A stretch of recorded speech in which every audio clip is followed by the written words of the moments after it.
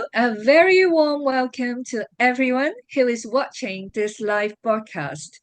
My name is Dr. Red, the host of today's dialogue between Professor Maria Yershok of the University of Oxford and Dr. Chawa Shan of Dreams Possible, a charity in Hong Kong. Professor Yershok is a senior research associate of the Contemporary China Studies program at Oxford School of Global and Area Studies, and she's also a member of the steering committee of the Masters in Women, Gender, Sexuality Studies in Humanities. She is also chair of the Board of Trustees and a Life Fellow of Global China Academy in England. Professor Yershok's research interests are in the areas of gendered constructions of memory, feminist and oral ethnography, innovative research methodologies, and uses of oral history in the writing of women's history in Asian contexts. The other speaker is Dr. Chawa Shan, the founder of Dreams Possible. He is an esteemed scholar with a PhD in sociology from the University of York. He is the author of 35 books. Dr. Chow has dedicated his life to emotional and family therapy, psychodrama therapy, and hypnotherapy. In 2006, he established Dreams Possible, a charity in Hong Kong. In 2013, he became a full-time volunteer instructor, advocating for mindful coaching transformation. Without further ado, now let me pass the mic to Dr. Chow, who will begin with sharing his work at Dreams Possible, and then Professor Yershok will respond with questions, reflections, or comments where pertinent. Dr. Chow, mic to you. Thanks, Dr. Red. Good morning, everybody. It's truly my great honor today to have this wonderful dialogue with Professor Maria Yershok. Over the past 18 years, Dreams Possible, DP, has been cultivating a mindful coaching model for personal empowerment. The program has consistently attracted more women than men, with a ratio of around 4:1. Around 60% of the female participants are university graduates, which is much higher than the general ratio of around 33% of Hong Kong population. Why has this mindful coaching program attracted more women, especially educated women, than men? I believe there are three key elements. First, grounding for experiential learning. The program prioritizes confidentiality, mutual consent, active listening, positive feedback, non-judgment, and healthy boundaries. Participants feel secure to express their vulnerabilities and to heal themselves. Women who may have been neglected or stigmatized find particularly empowering to transform themselves in a space of unconditional acceptance. The second factor is one-on-one coaching support. The program teaches 7 core self-coaching tools based on extensive research and empirical findings. Participants receive personalized coaching for 3 months, which brings about tremendous sustainable transformation. The third element is perpetual communal support. Participants enjoy long-lasting nurture in a community setting using WhatsApp. Its power of sustainability is best felt when someone in the group is facing a crisis and receives immediate, huge group support. In short, DP's micro-coaching model promotes sustainable inner transformation by integrating personal agency with collective care in a compassionate, rule-guided community. I can share a few more stories of transformation later, but now let me pass the mic to Professor Maria Yershok for some feedback or responses. Thank you. Please. Well, thank you very much, Dr. Zhao, and thank you very much, Dr. Chan, and just thank you for that opportunity to come into this conversation. And given the longevity of our relationship, particularly with Dr. Zhang, I'm absolutely delighted to have this chance to listen and to learn and to add to my story of Hong Kong, that story that I know about from my previous and very early research, Hong Kong under colonial rule, and something that brings the story right into the present. So it is, that particular area now that we are talking about, that field of expertise, of knowledge, of experience, doesn't come exactly into my own work as an ethnographer, anthropologist of religion of China, but I'm also incredibly interested in sharing, some of perhaps my reflections, but also hopefully asking some pertinent questions. So coming right into that, the significance. I mean, that's the first thing that occurs to me. The significance of what it is that you're doing, Dr. Zhou, in relation to the public good, the common good. What do you think such a project can contribute to the contemporary Hong Kong? Hong Kong very much in transition, yeah, and in, yeah, I think facing also degrees of uncertainty. Where do you sort of situate yourself within that, particular story? Thank you, Professor Jessup, for this very inspiring and also critical issue. I will say, in the context of contemporary Hong Kong, especially thanks for mentioning the public good, which is utterly crucial, because Hong Kong is facing huge challenge now. I think it's from my point, I think it's crucial to pursue mindfulness in a more or promote mindfulness in a more widespread Hong Kong to all walks of life. So that's why our statement is from being coach to self-coach to coaching others. Or in other words, we try to establish peace within, peace between, and peace among. Peace, because the most significant in relationship is relationship with ourselves, with our own self. So we first establish peace within. Otherwise, facing the turbulence and social challenges will be angry, collapse, or nervous, anxious, fear, whatsoever. And without inner peace, there will not be outer peace. So that's why we're promoting peace within, peace between, and peace among. And that's why the four elements I just mentioned is not just supporting women. Actually, many males find it. Some of the men here joining our community say that, Washan, Dr. Chow, finally I can cry. I'm being treated as a human being. Usually in my work, I'm just a KPI. I'm just a machine earning money, supporting a family.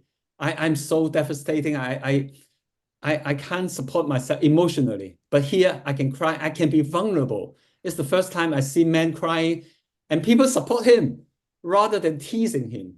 Yeah. So I think this practice of mindfulness could be very helpful to Hong Kong. That's my short reply. It's extremely commendable and aspirational and challenging, I would think. And I coming sort of looking at that from positionality of someone in gender and gender studies. I mean, seeing that challenge also as relational, if I bring that concept of relationality into that, that means the relationality shaped by gender, status, class, education, and such like. Now, if I bring that to your particular introduction right now, importantly, the concept of mutual learning, enabled also to a great degree by the kind of participants that you have with, university education and so on. With the other concept, that of coaching, mindful coaching. What interests me here, because these two, if I may call them processes, involve to me questions about rather different type of relationships. Mutual is mutuality. Reciprocity is being able to talk to each other, engage each other on, more or less same level.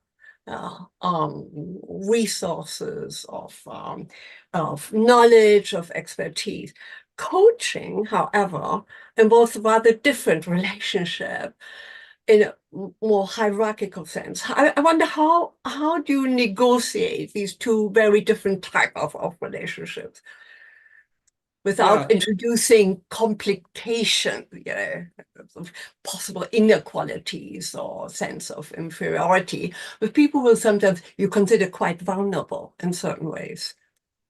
I think, Professor Maria, you're asking really the core issue about coaching and also related to gender. From my point of view, I think so many women, they enjoy this coaching model because at least we try, we may not succeed, but at least we try to go beyond this gender binarism and traditional patriarchal and hierarchical power dynamics. That's why in the class, the first day, first hour, when the attendants first met her or his coach, it will be the coach himself or herself first sharing his or her vulnerabilities.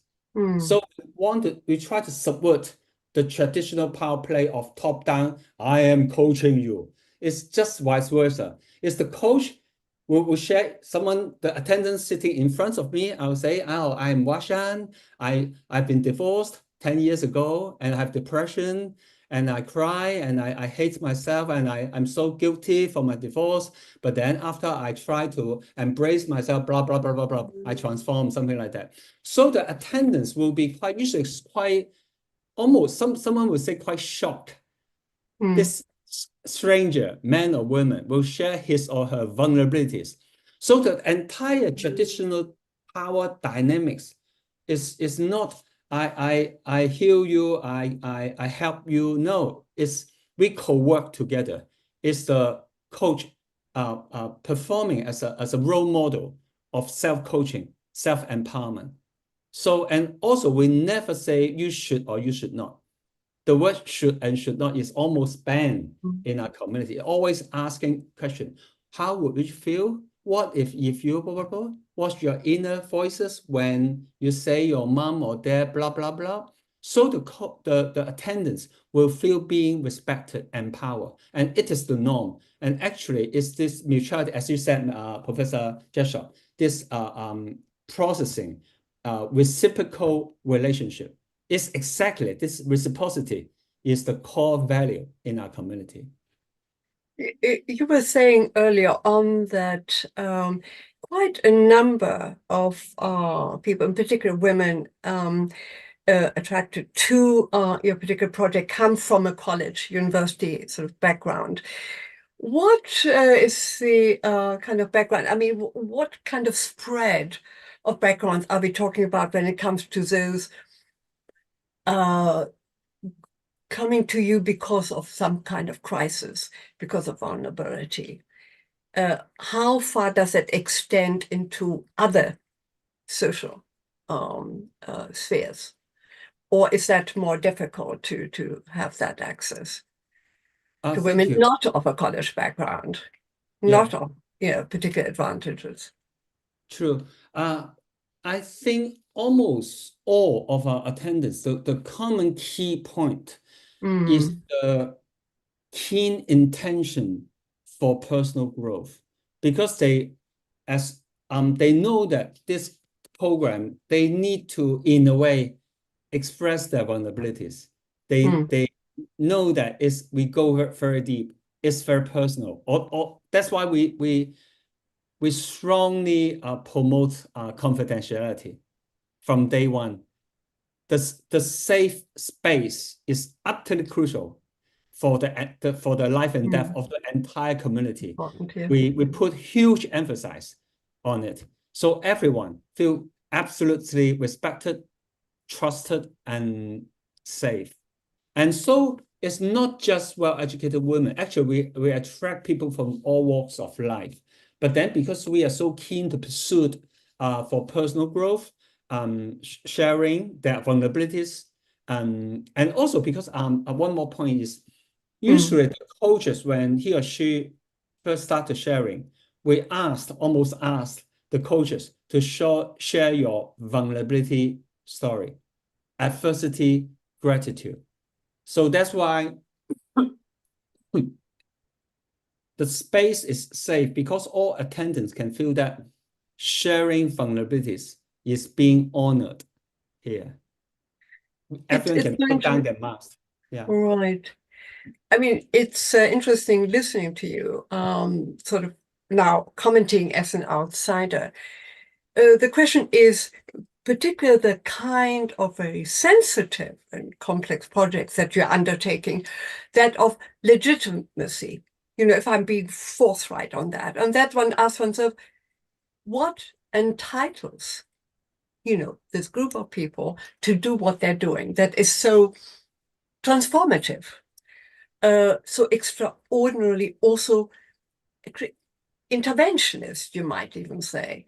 So could you tell us, and here I'm thinking of, you know, possibly the audience, those who are listening in here, a little bit more about what it takes your organization to be a coach. What is the preparation? Because you're demanding extraordinary sensitivities, facilities, you know, this kind of proactive listening that is more than just a passive, kind of listening, that ability to listen, not to intervene or to intervene, to hear what is a subtext, what may not be spoken or can be spoken over, you know, another particular point. What kind of qualifications and qualities, you know, are those that you associate with that ideal coach?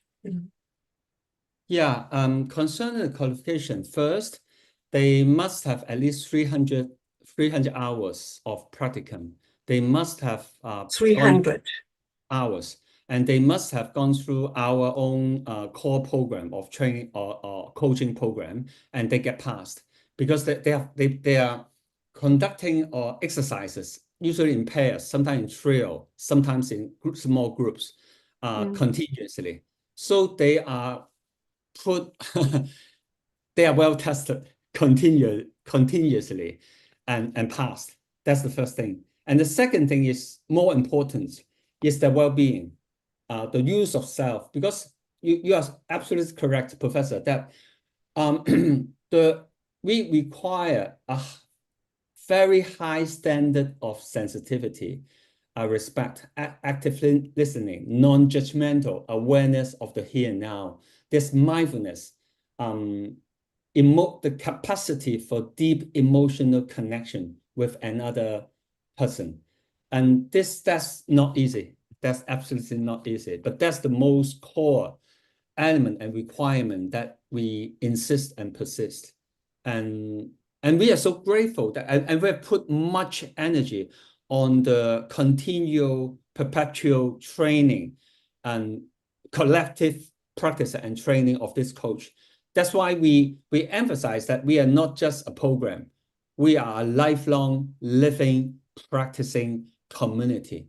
When the people join our program from day one, I would say you're not joining a program. Although legally, on the contractual relationship, you are. From my mind, you are joining a lifelong, living, practicing community. So they take coaches as a lifelong vocation, a lifelong practices. And the final word is we emphasize charity starts at home. So I always said, if you want to be a professional life coach, have a very good relationship with your wife, with your husband, with your parents, and with your kids. Charity starts at home. Gender plays a huge part in that. Gender in terms of the gender of coaches, the gender of those in the majority joining you. How do you account for that it is more, and is that something that you are aware of and try to change, in the sense that men too are, you know, needful of these particular kind of occasions, these conversations, which you consider so important in terms of the self-empowering quality it has. How do you sort of reach out into the community? How do you present yourself, community, to make yourself known, to give yourself that publicity that may be needed? Okay, Professor, we have thousands of free videos and audios accessible, easily accessible for the entire community. Actually, all across the world, people get access to our more than 1,000 I free see. videos on all spectrums of topics. That's the first thing. Second thing about the gender issue.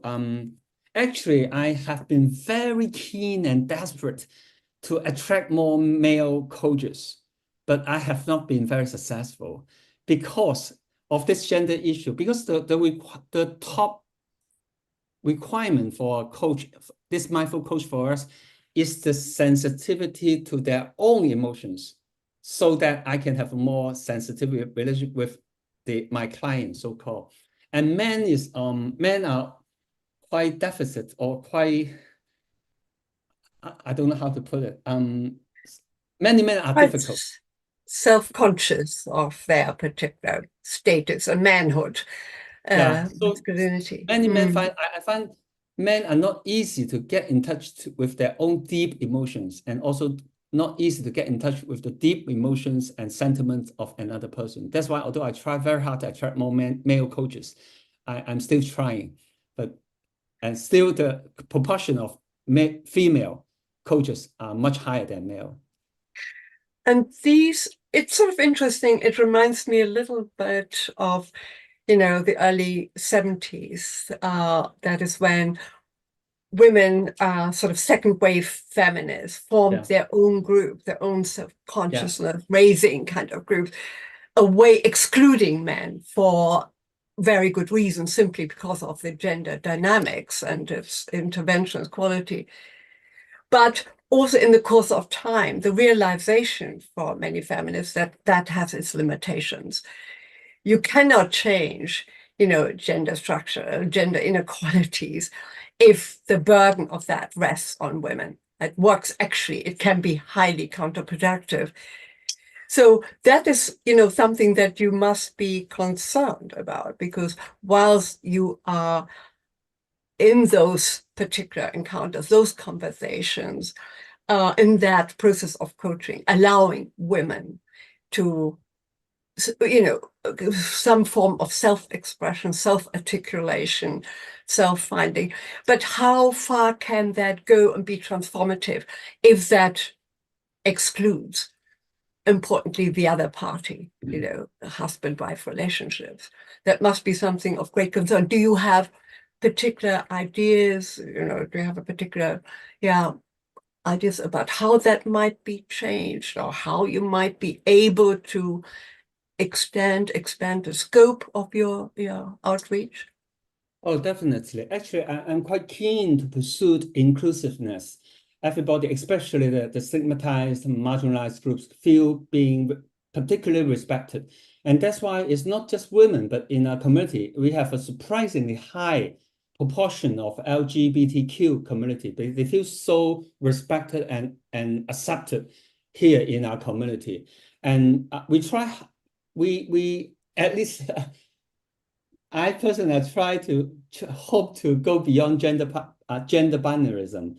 And so we really hope to establish community that everyone, especially those who have been marginalized, minimized, degraded in the mainstream society, can feel just biodiversity. Everyone is being respected. And that's why we attract all kinds of so-called weird person who have been bullied, who have been marginalized, or sometimes of physically handicapped or whatsoever, and some strange disease, and they feel particularly being empowered, because we honor their uniqueness, they honor their agency. And for example, I coach was one example. When we talk about all this ground rule about confidentiality, it's all never top down. It's not I pronounce or I proclaim it. It's always people in small groups, they talk about it, discuss it, and they propose it, and then we vote, and everyone votes the ground rule together. So this togetherness. Everyone can participate. This is what I trying to do. And it seems that people get feeling very respected and empowered. That's interesting. I mean, what you're bringing up here, and we can't pursue that here, this particular context, but the bringing in of members, the LGBT plus community, and the way that different ideas, conception of masculinities are brought in to these, particular encounters and self-expressions and, performances or performativity, used to this Butler term, which I mean, that's something quite interesting in seeing how you have incorporated that into your coaching. Dr. Chan, I'm sort of looking at you. Wanted to Yes, come into yes, this. I've been truly enjoying your conversations, Professor Yasha and Dr. Chow. However, I'm aware of the time, as our commitment is to keep this dialogue rather, direct and short but poignant. So I'm afraid, as the MC, I would have to invite you both perhaps to make one final remark, if any, and then we will close this session. So may I just ask whether Professor Yasha or Dr. Chow, is there any final word you want to express? Yes, could I just say that thank you very much for this presentation, for sort of allowing me a little bit insight of what's happening within Hong Kong society, which you can't always see as an outsider, at a distance. There's something that enables one to see what's happening at a particular level that is not so extraordinarily visible, but that can also be so transformative in many ways. So thank you for that. I do have one just final question, and thinking of the significance of your project. Do you find yourself collaborating with other similar kind of projects, institutions, because that would be so incredibly important if you see yourself as transformative, as working for the public good? But other kind of informal, semi-formal, quasi-formal, or formal groupings or institutions are you working with that you find useful and productive? For the time being, I'm definitely looking forward for more collaboration with all kinds of different organizations, NGO and funding whatsoever. But still, we are still in the stage of rather elementary development of consolidating our perspective and practice. I hope we can have more empirical and scientific research and findings and more solid ground for more collaboration.